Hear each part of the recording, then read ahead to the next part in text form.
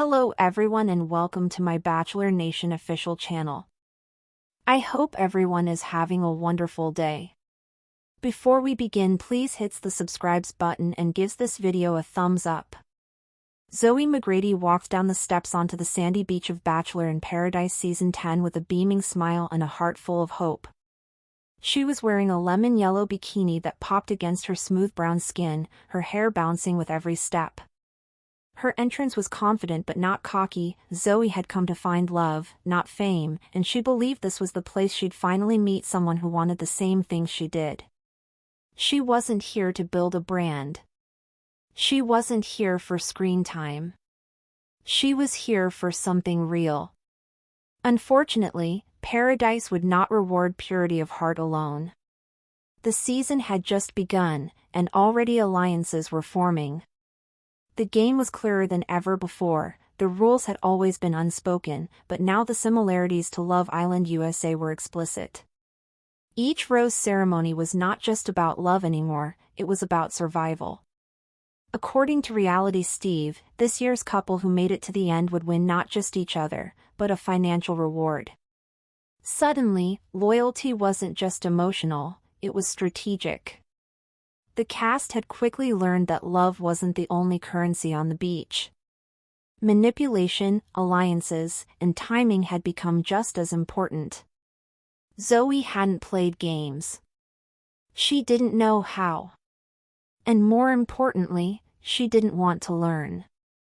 In the early days of the show, Zoe had been linked to Brian Otts. They were an unlikely match. Brian, the charming, soft-spoken finance guy from Chicago, was still recovering from a short-lived stint on The Bachelorette, where he'd made it to week 6 before getting blindsided. He came to Paradise unsure whether he was emotionally available, but he wasn't opposed to seeing what the beach had to offer. When he met Zoe, he'd felt an immediate connection. She was warm, funny, and disarmingly honest.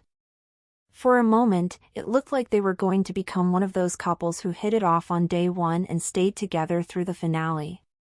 But nothing in Paradise ever stays stable for long. Enter Dale Moss. Yes, that Dale Moss. A familiar face to Bachelor fans, Dale had been the subject of media firestorms for his whirlwind relationship and eventual breakup with Claire Crawley years earlier. His return to Paradise was met with dropped jaws and nervous glances. He was a wild card, and everyone knew it.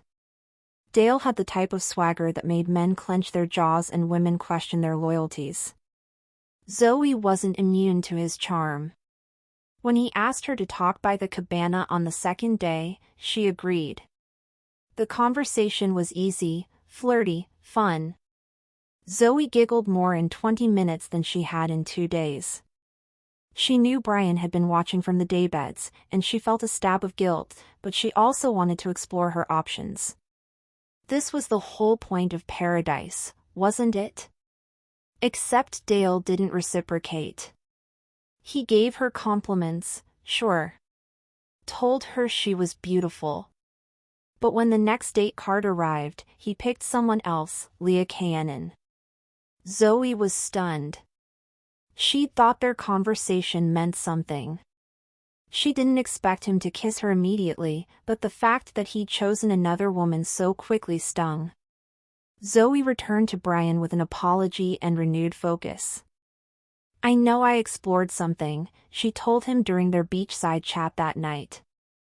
"But I'm still really interested in seeing where this goes with you." Brian was gracious, on the surface. He smiled and nodded, told her he understood. "We're all here to explore," he said. "I'm glad you're back." But something had shifted. What Zoe didn't know was that Brian had also been having a conversation, one that would change the course of her Paradise journey forever. Just before Zoe tried to realign with him, Brian had met Parisa Shifta. Parisa had arrived late, as a so-called bombshell with her bright eyes and slow, deliberate speech that made every man lean in just a little closer. She was stunning, no doubt, but what caught Brian off guard was her attention to him. Unlike Zoe, Parisa didn't seem distracted. She focused on Brian like he was the only man on the beach, and he liked that. She laughed at his jokes, asked follow-up questions, and offered him a taste of her cocktail without hesitation. When Zoe tried to circle back, Brian was no longer sure he wanted the same thing. By the third night, Paradise had become a boiling pot of strategy, flirtation, and whispers behind palm trees. Zoe was feeling unsettled. She hadn't bonded with any of the other men, she'd put everything into Brian. And now, Brian was slipping away.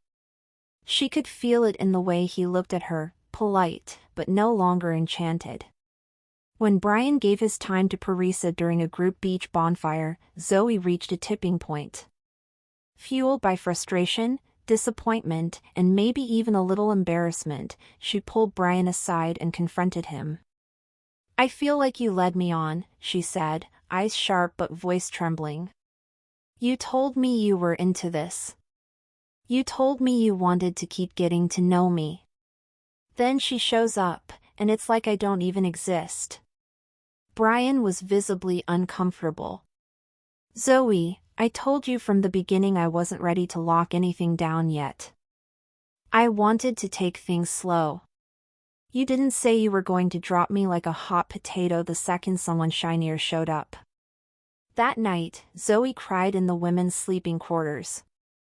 "I just don't get it," she said into her mic'd pillow. "I came here to find love. I didn't come to be the most popular. I didn't come to chase every guy around. I just wanted something real." But maybe that was the wrong move. The episode ended on a cliffhanger, as producers love to do. Roses were being handed out. Brian offered his to Parisa. Dale gave his to Leah. Justin Glaze shocked everyone by giving his rose to Susie Evans, his ex. The screen faded to black just before the final rose was presented. We don't know for sure who went home. But it doesn't take a genius to predict that Zoe was on the first flight out of Costa Rica the next morning. Bachelor Nation reacted with heartbreak and frustration. Some fans blamed Brian for not being clearer sooner. Others pointed out that Zoe's unwillingness to adapt to the game element of Paradise was her real downfall. On Twitter, hashtags like #JusticeForZoe and #ZoeDeservedBetter began trending. But others saw it differently. "Zoe played the game wrong," one fan tweeted. "She didn't make backups. She didn't mingle. She didn't even try to stay. This isn't summer camp. It's a competition." Thanks for watching. If you likes this video, do not forget to subscribe to my channel and do not miss any update.